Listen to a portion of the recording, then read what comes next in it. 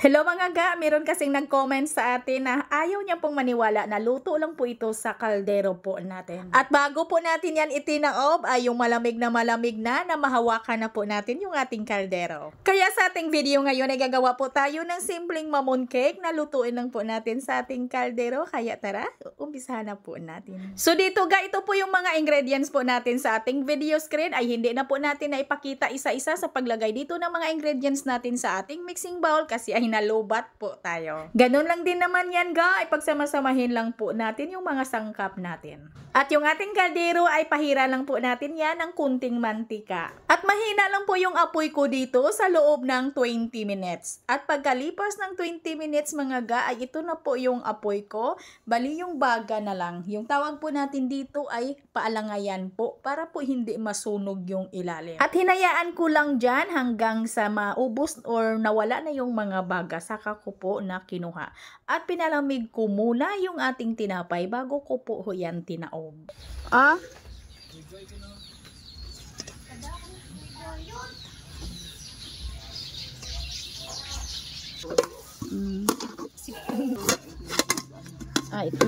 Itlog. Dili po ingon itlog ra kanang kamay. Oh, na kamay, baking soda.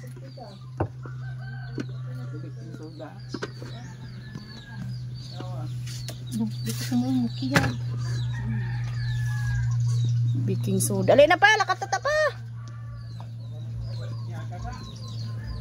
Ha? Uy, hindi nyo ko pagpapanyagaha. Uy, wag gani pa natunaw ko ang gikuan kay ako ra gataon mong gani.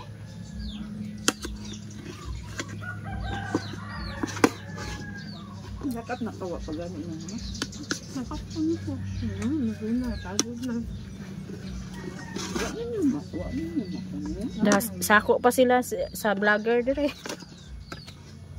Ato ko paghaling tagod mo diyan. Lalami sa pagkakik. Agwa mingon si manang nga.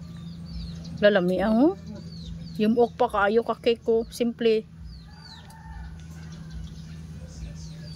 Cake ko na siya. Simple lang ni. Kalderong luto. Dira ra giluto sa kaldero. Katiyot naman. Pwede rin ba? Basta hinayon mo lang yung kalayo. Nang baga lang siya. Pagka ano, mo lang ibaga na lang. Ready mo galing kay mantay ka na. Kamuda kaon kay napulaan ako.